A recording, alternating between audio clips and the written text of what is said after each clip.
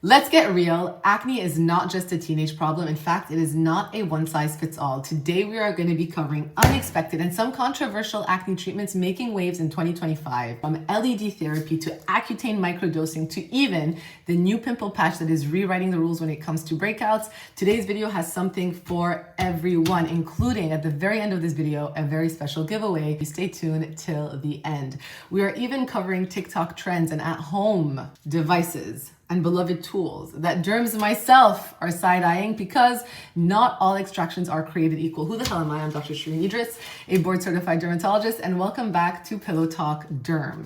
Yes, acne is about breakouts, but it's not just about the breakouts, it's about the inflammation. So many people get this wrong by just trying to tackle the breakout. In the process, they are making that inflammation worse that can result in post-inflammatory after inflammation hyperpigmentation, which equals discoloration, which can lead to long-term acne scarring on your skin. When you focus instead on the inflammation and reducing that inflammation, you're going to minimize the post-inflammatory, I said that weird, post-inflammatory hyperpigmentation, which is then going to reduce the acne scarring. So you really want to shift your focus and focus on inflammation, which leads me to LED therapy, and that's where LED therapy makes sense.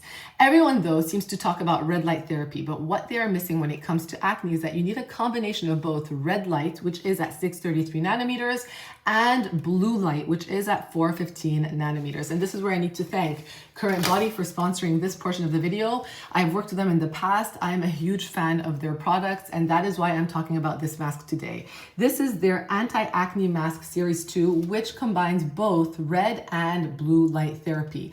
And the reason I love this particular brand is because they go above and beyond in ensuring that every single diode, every single LED light bulb in this mask, which is very strong, by the way, very beautiful and very strong, is clinically proven to be at the wavelengths that they state they are. So the red lights are all going to be at 633 nanometers, the blue lights are all going to be at 415 nanometers, and no other brand guarantees that when you buy a mask. Now, the reason this is so important is because blue light has been shown and clinically proven to reduce that acne bacteria load on your skin, minimizing the inflammation in the process. And red light has been shown to help increase collagen production and act as an anti-inflammatory as well.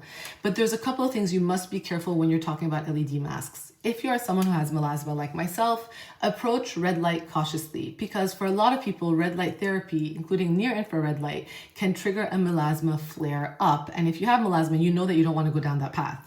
Now, if you are more melanated, a skin type 4 through 6, you also should be careful of blue light therapy, because blue light therapy in darker skin tones can increase the risk of hyperpigmentation and irritation. So you should also approach it cautiously. But if you are skin type 1 through 4 and you're struggling with acne, you're struggling with post-inflammatory marks on your face, I would definitely tell you guys to give this mask a try. Plus, the head of their company personally delivered this mask, so someone might get this mask as a lucky gift at the end of this video, which leads me to trends, because everything seems to be trendy online, and when things are trendy, we want to jump on that bandwagon. But trends like pore vacuums or DIY extraction tools can backfire hard. Yes, they look satisfying. That is a huge satisfying gush out of the skin. But in real life, aggressive picking or suctioning can lead to worsening pigmentation, worsening hyperpigmentation, worsening of that bacteria load spreading across your skin, potentially causing new flare-ups to happen and deepening of your acne scars. So long story short, your bathroom is not a medi-spa, and that comedone extractor is not a magic wand. But something that is magic and underrated when it comes to skincare ingredients and acne are two things. Number one, azelaic acid, and number two, sulfur. Starting with azelaic acid. This is one of my go-to treatments for both acne and hyperpigmentation because it acts as an anti-inflammatory, but also because it reduces the look of hyperpigmentation in the process. Plus, azelaic acid is safe to use in pregnancy. So this is one of my real go-tos when I'm trying to treat hormonal acne, especially in a pregnant woman who has any discoloration left behind. I much prefer the prescription strength at 15%. I oftentimes prescribe Finacea. I have never been sponsored by that drug company because it is much more elegant and it doesn't pill, so you can use it twice a day with no issues. Over-the-counter azelaic acid at 10% is also great, especially if you have rosacea, but I have found that it does pill. So I usually use the over-the-counter strength just at night. Now, sulfur is also having a huge comeback. Yes, she stinks. Yes, you may lose your partner in the process because your face will smell like ass, but it is a almost miracle ingredient in that it has antimicrobial effects and it can help regulate your sebum production. So it's one of those things that can be used as a cleanser, as a face mask, or even as a spot treatment. And it's a multitasker. Not flashy, but incredibly effective, especially when stronger actives like benzoyl peroxide are not tolerated by you because those tend to be really harsh and irritating on your skin. But speaking of flashy, let's switch gears and talk about pimple patches. So pimple patches have undergone a revolution in the past few years. They started off as basic hydrocolloid patches that looked skin toned or flesh toned, and then they became bolder and flashier as time went on because people are finally embracing their pimples and embracing the fact that they are helping themselves clear their pimples. Now, I've always said this, acne is a medical condition that you can treat, but hydrocolloid patches are the foundation of pimple patches. And what hydrocolloid patches do is that it sucks up the gunk non-traumatically from a pimple so that you're not squeezing, you're not causing more trauma, you're not causing more inflammation.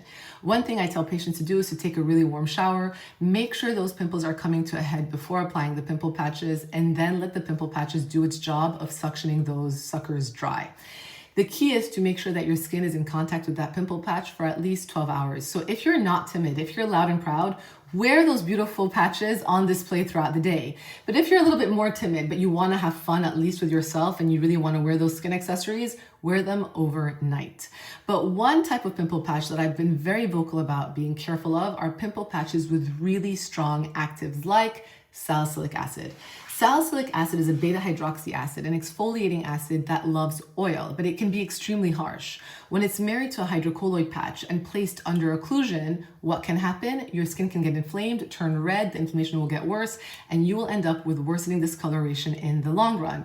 So I would avoid those, and that is why I, at Dr. Idriss, have decided to reinvent the wheel a little bit by incorporated anti-inflammatory ingredients into these pimple patches. And this is where patchets come in.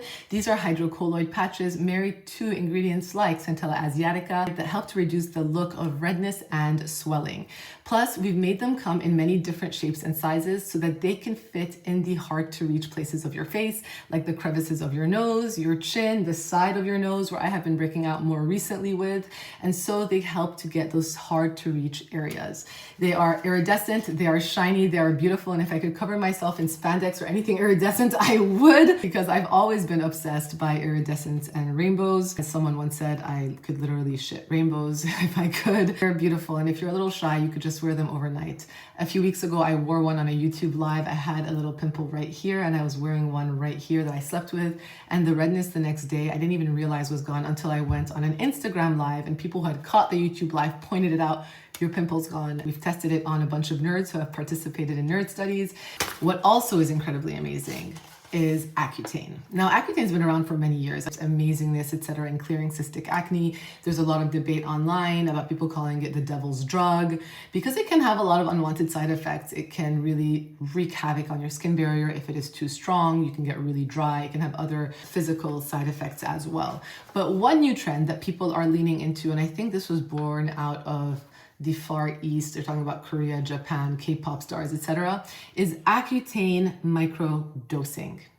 Accutane is a medication. It's a vitamin A derivative. It's the pill form of retinol or tretinoin that we usually prescribe based on your weight. So if you weigh, I'm making up these numbers, don't quote me on these, I'm making it up like 10 kilos, you need 100 milligrams of Accutane in your system to clear your acne. And so we then backtrack and try to spread out the 100 milligrams over 1 month, 2 months, 3 months, whatever it is that you're tolerating. People dose Accutane that way. Microdosing Accutane is actually something new and interesting, where instead of trying to treat somebody with a full dose of Accutane, people who have light breakouts or are slightly sweaty or who end up getting a little occasional blemish here or there but don't want to have to deal with it, go on Accutane like 10 milligrams once a week. or twice a week at most. And so they're going on the tiniest dose sporadically throughout the course of the week to help regulate their own sebum production, to help the look of their pores, to help the look of their skin overall. And it's really taking a huge hit, especially in women in their 30s and 40s, because as you approach perimenopause, you start to break out a little bit more, you start to get a little bit oilier here or there, your pores start to look a little bit wider, filling with more gunk because you have more increased oil production. And so going on Accutane once a week is not going to affect your physical body because it's such a light dose. And what have you learned at Pillow Talk Derm? The dose makes the poison. And so because it's such a light dose, you can tolerate it without any of those unwanted side effects. So it's something that's really, really interesting that a lot of derms, including myself, have been prescribing off-label and seeing amazing results with very, very, very little downsides. One other thing that I found interesting with Accutane microdosing that patients have told me is that their hair becomes less oily. Because they're producing less oil overall, they can wash their hair now once a week or twice a week instead of every other day because they're producing less oil overall. So it's not a quick fix, but it is something that you can also incorporate into your routine. If you're somebody who doesn't struggle with crazy cystic acne, inflammatory acne, you don't want to be on a birth control pill, you don't want to take spironolactone every single day, you're trying not to get pregnant, you definitely are out of the pregnancy zone. You cannot do this if you're trying to get pregnant. And so it's something that I think is an option worth asking your board certified dermatologist about. And if you've made it till the end of this video, you deserve a round of applause. And that is why one lucky nerd is going to win this specific mask. I want you guys to let me know in the comment section below what acne trends or tips have you tried that have failed heroically or helped you amazingly.